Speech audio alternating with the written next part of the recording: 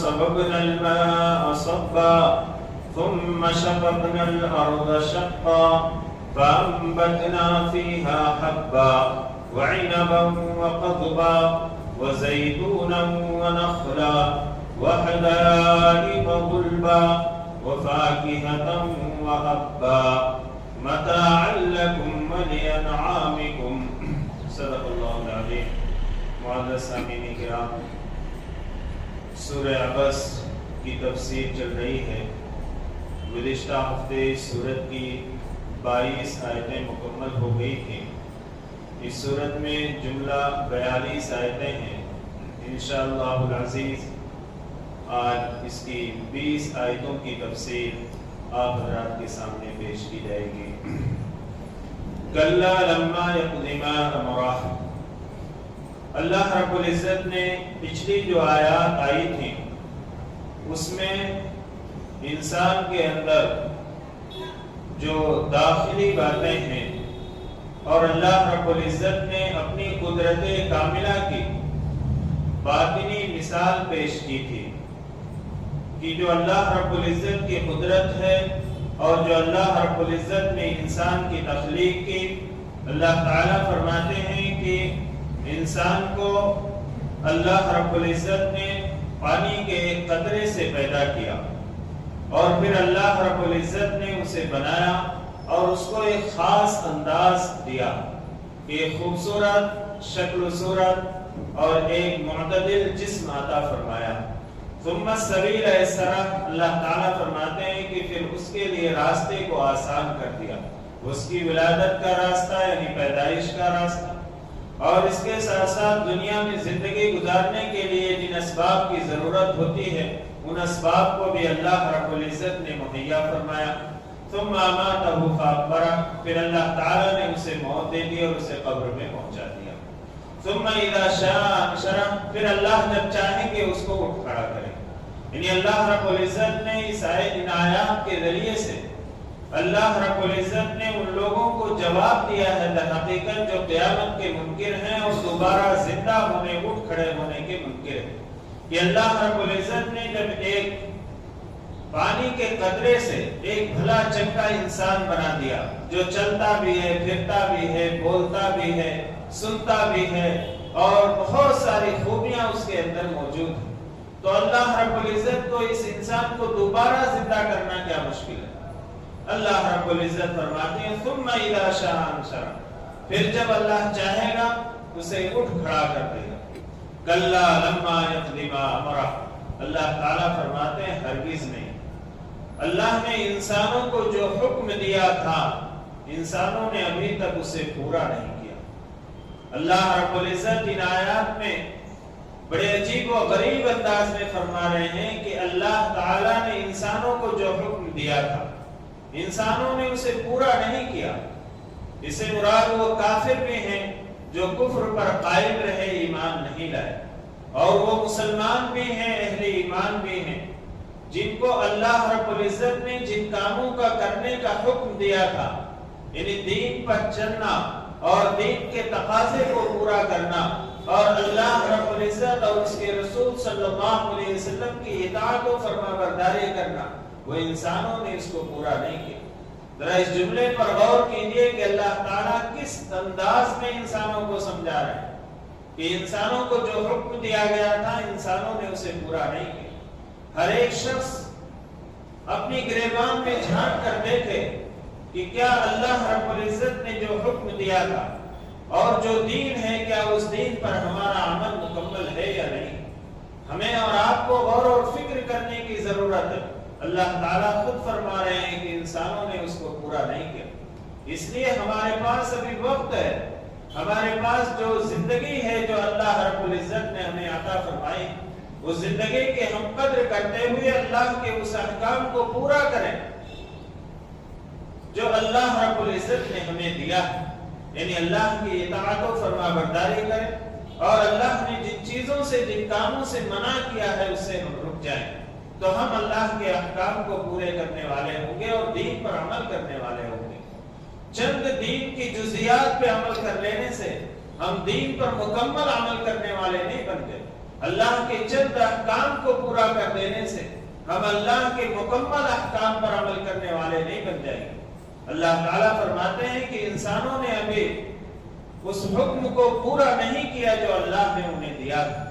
فَلْيَنْظُرِ الْإِنسَانُ إِلَىٰ طَعَامِهِ، داخلی جو دلائل تھے اس کو بیان کرنے کے بعد اللہ رب العزت نے انسان کے جو ظاہری اور انسان کی تخلیق اور اس کی بقا کے جو ظاہری چیزیں ہیں، جو ظاہری دلائل ہیں، اللہ تعالیٰ اس کو بیان فرما رہے ہیں۔ فَلْيَنْظُرِ الْإِنسَانُ إِلَىٰ طَعَامِهِ، تو چاہیے کہ انسان اپنی غذا، اپنے کھانے کی طرف غور و فکر کرے، دیکھے کہ انسان کو جو غذا مل رہی ہے، جو کھانا مل رہا ہے، جو پانی مل رہا ہے، اور جو نعمتیں اللہ رب العزت نے عطا فرمائی ہیں وہ جو مل رہی ہیں اس کی طرف غور و فکر کرے، دیکھے کہ ایک دانہ یا غذا یا ایک لقمہ جو انسان تک، ایک شخص تک پہنچتا ہے، اس کے حلق کے نیچے اترتا ہے، اس میں کتنی چیزیں کارآمد ہوئی ہیں، کام پہ لگی ہوئی ہیں، اور اس میں کتنے لوگ کام پر لگے ہوئے ہیں۔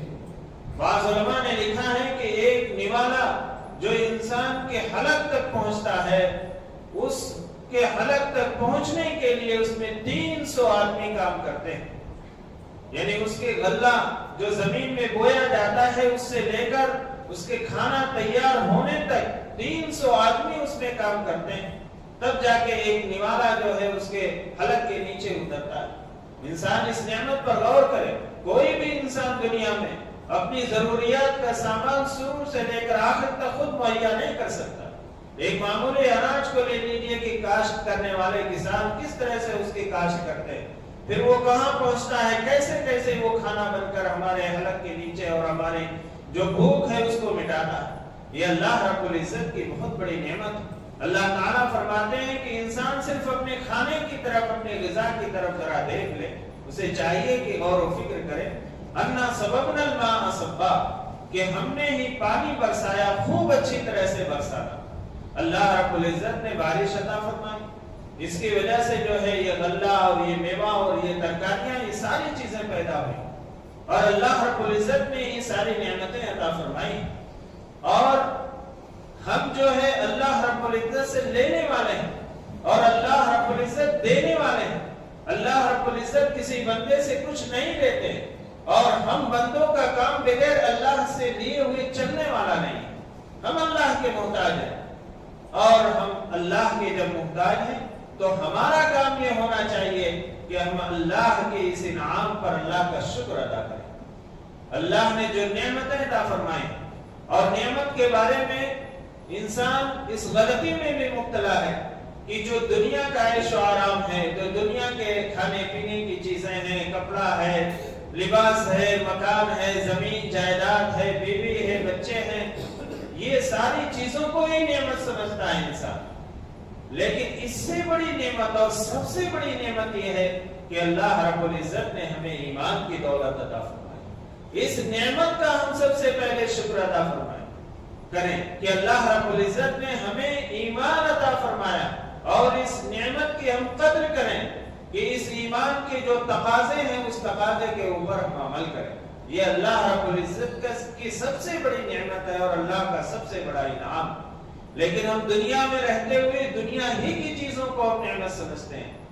ایک انسان ہے، اگر اسے دنیا کی ساری چیزیں ملی ہوئی ہیں، سارے عیش و آرام کی چیزیں اس کے پاس میسر ہیں، لیکن ایمان کی دولت اس کے پاس نہیں ہے، تو اس کے پاس کچھ بھی نہیں ہے۔ یہ دنیا کی زندگی کتنے دن کی زندگی ہے، اس نعمتوں سے اور اس عیش و آرام سے آدمی 50 سال، 60 سال، 100 سال تک نفع اس کو اٹھا سکتا ہے، لیکن اصل جو زندگی ہے، آخرت کی زندگی ہے، اس میں جو عیش و آرام ملے گا اس ایمان کی بدولت ملے گا جو اللہ رب العزت نے ہمیں عطا فرمایا، ہمیں اس کی قدر کرنی چاہیے۔ تو اللہ تعالیٰ فرماتے ہیں کہ ہم نے ہی پانی برسایا، خوب اچھی طرح سے برسایا۔ ثم شققنا الارض شقا، پھر ہم نے زمین کو عجیب طرح سے پھاڑا۔ یہ زمین جو سخت ہے، یہ زمین جو پتھریلی ہے اور سخت ہے، اللہ رب العزت نے زمین کو پھاڑا۔ آپ غور فرمائیں کہ ایک دانہ جو زمین کے اندر ڈالا جاتا ہے، اس سے جو باریک اور نازک نرم کوپل نکلتی ہے، اس کوپل کو نکالنے والا کون ہے؟ اس زمین کو پھاڑنے والا کون ہے؟ ایک کیل اگر ہم زمین کے اندر ایک میخ گاڑتے ہیں تو اس کے سوراخ ہو جاتا ہے، اس کے اطراف جگہ رہ جاتی ہے، لیکن اللہ رب العزت کس قدرت اور حکمت کے ذریعے سے معمولی سی نرم و نازک کوپل کو اس سخت زمین کے اندر سے پھاڑ کر نکالتے ہیں۔ اور اللہ والوں نے فرمایا کہ یہ جب زمین سے یہ کوپل نکلتی ہے تو وہ اپنے زبان حال سے کہتی ہے وحدہ لا شریک لہ، کہ اللہ اکیلا ہے، تنہا ہے، اس کا کوئی شریک نہیں۔ وہ اپنی زبان حال سے کہتی ہے، اور یہ کہتی ہے کہ میں خود نہیں نکلی ہوں، مجھے نکالا گیا۔ یہ اپنی زبان حال سے اللہ کا شکر ادا کرتی ہے۔ فَأَنبَتْنَا فِيهَا حَبًّا، اللہ تعالیٰ فرماتے ہیں پھر ہم نے اس میں اناج پیدا کیا، اگایا، غلے پیدا کیا۔ وَعِنَبًا وَقَضْبًا، اور انگور اور ترکاریاں، وَزَيْتُونًا وَنَخْلًا، اور زیتون اور کھجور، وَحَدَائِقَ غُلْبًا، اور گھنے باغات، وَفَاكِهَةً وَأَبًّا، اور میوے اور جو ہے سبزہ یعنی چارہ، مَتَاعًا لَكُمْ وَلِأَنْعَامِكُمْ، یہ تمہارے فائدے کے لیے ہے اور تمہارے چوپاؤں کے فائدے کے لیے، تمہارے جانوروں کے بھی فائدے کے لیے اور تمہارے بھی فائدے کے لیے۔ یہ ساری چیزیں اللہ نے انسان کے فائدے کے لیے بنائی ہیں۔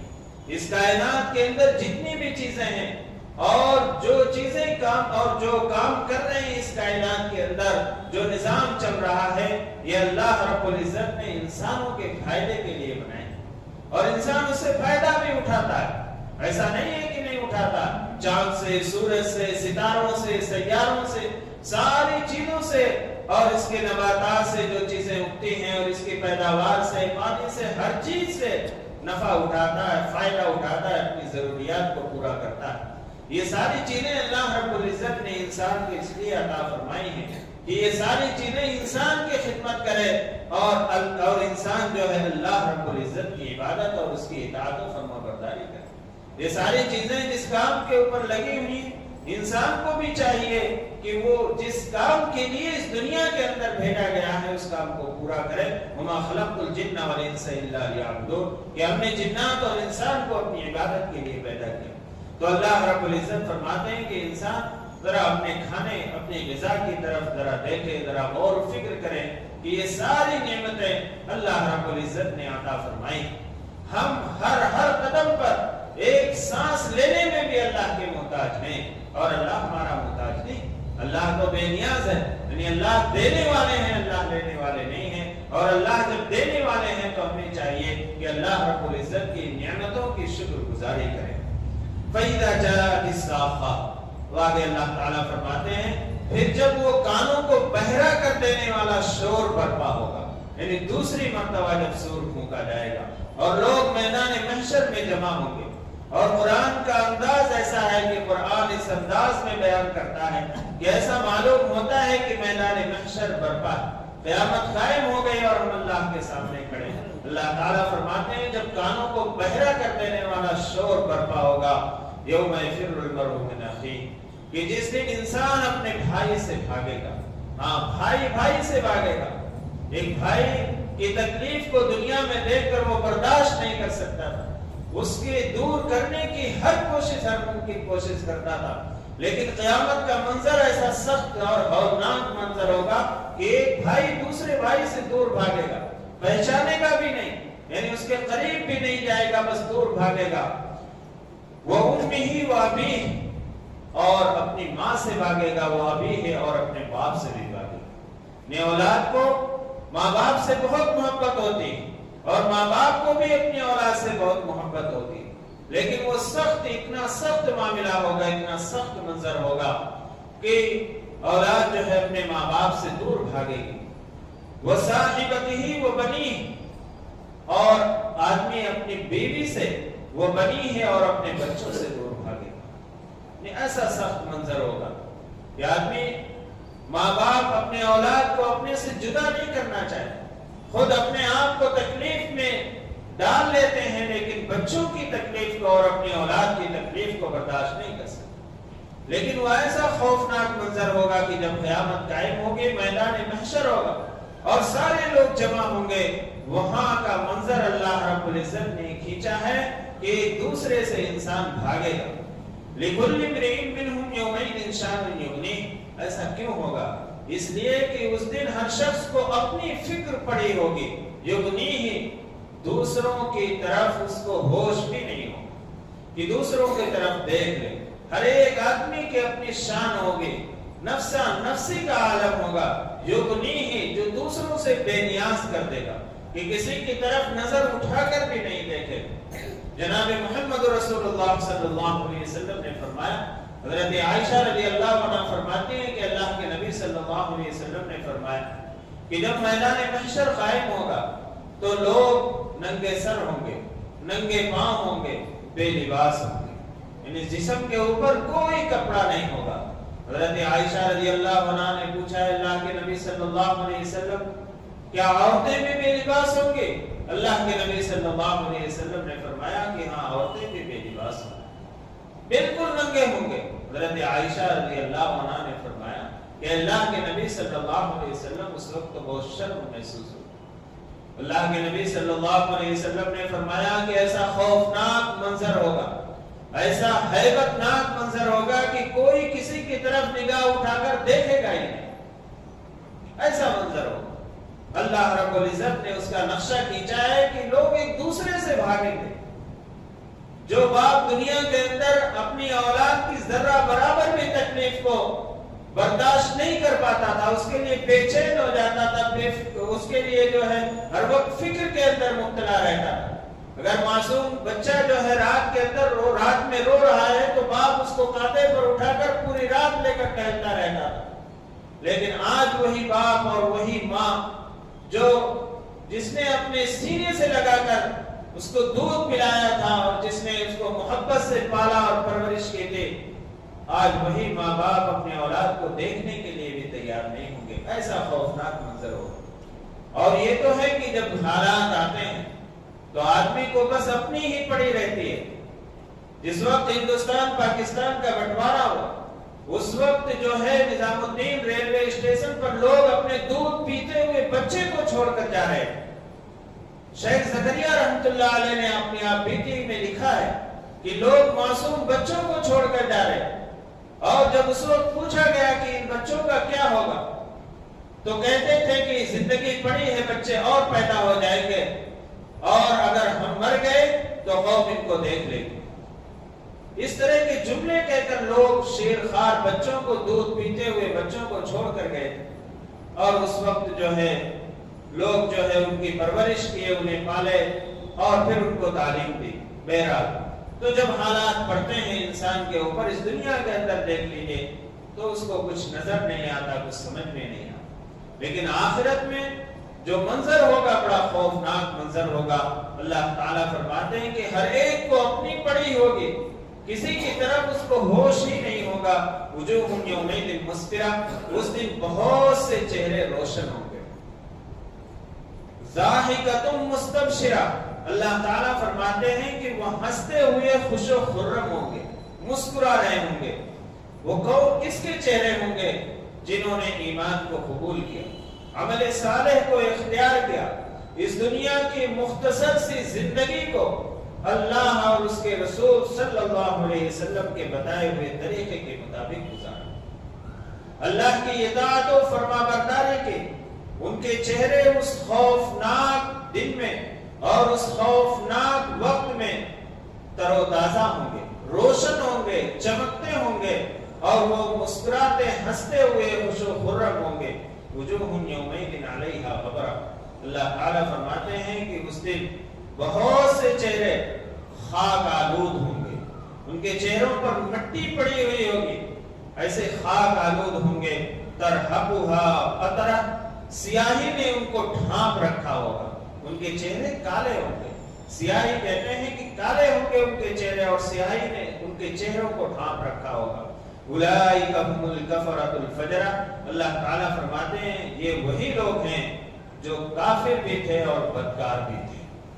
اللہ رب العزت نے فرمایا کہ اس خوفناک دن میدان محشر میں بہت سے چہرے تر و تازہ ہوں گے، خوش و خرم ہوں گے، مسکرا رہے ہوں گے، اور اس دن چہرہ مسکراتا ہوا نظر آئے، اس دن آدمی خوش و خرم نظر آئے، اس کے لیے آج اس دنیا کی زندگی کو ہمیں اور آپ کو اللہ رب العزت کے بتائے ہوئے طریقے کے مطابق گزارنا ہے، تو کل قیامت کے دن ہمارے چہرے روشن ہوں گے، تر و تازہ ہوں گے۔ اور اگر ہم اس دنیا میں رہ کر اس دنیا کے عیش و آرام کے پیچھے پڑ گئے، اپنی خواہشات نفس کے پیچھے پڑ کر ہم نے اللہ اور اس کے رسول صلی اللہ علیہ وسلم کے حکموں کو پس پشت ڈال دیا، تو یقین جانیے کل قیامت کے دن ہمیں بھی رسوائی کا سامنا کرنا پڑے گا۔ اس لیے ہماری جو زندگی ہے، جو بچی ہوئی زندگی ہے، کتنے دن کی ہے، کتنے گھنٹے کی ہے، کتنے منٹ اور کتنے سیکنڈ کی ہم نہیں بتا سکتے۔ اس زندگی کی ہم قدر کریں تاکہ اس ہمیشہ ہمیشہ کی زندگی جس کی ابتدا ہی ہوتی ہے موت کے ساتھ، کہ جب ہماری موت آئے گی تب ہماری اس زندگی کی ابتدا ہوتی ہے، اس ہمیشہ ہمیشہ کی زندگی کی تیاری کا جو وقت اللہ رب العزت نے عطا فرمایا ہے، یہ ہماری دنیا کی زندگی ہے۔ اس دنیا کی زندگی کی ہم قدر کر لیں اور اپنی آخرت کی زندگی کی فکر کریں۔ دنیا کے حالات اور دنیا کے مسائل اور دنیا کے عیش و آرام ہماری موت کے ساتھ ختم ہونے والے ہیں، لیکن آخرت کی جو زندگی ہے اور آخرت کا جو عیش و آرام ہے اور آخرت کے جو مسائل اور تکلیفیں ہیں، وہ ہماری موت کے ساتھ ہی شروع ہونے والے ہیں، کیونکہ آخرت کی زندگی کی ابتدا ہی ہوتی ہے ہماری موت کے ساتھ، جو ہمیشہ ہمیشہ کی زندگی۔ تو ان آیات پر یہ سورت مکمل ہوئی، سورہ عبس، جس میں 42 آیتیں تھیں۔ آگے آنے والی سورت سورۃ التکویر ہے، اس کو انشاءاللہ آئندہ ہفتے شروع کریں گے۔ اللہ رب العزت سے دعا ہے کہ اللہ تعالیٰ ہم سب کو عمل کی توفیق عطا فرمائے۔ آمین۔ وآخر دعوانا الحمدللہ رب العالمین۔ الحمدللہ رب العالمین والعاقبۃ للمتقین والصلاۃ والسلام علی سید الانبیاء والمرسلین محمد وعلی آلہ واصحابہ اجمعین۔ یا حی یا قیوم یا ودود یا ذو العرش المجید یا فعال لما یرید یا ارحم الراحمین آپ رب العالمین۔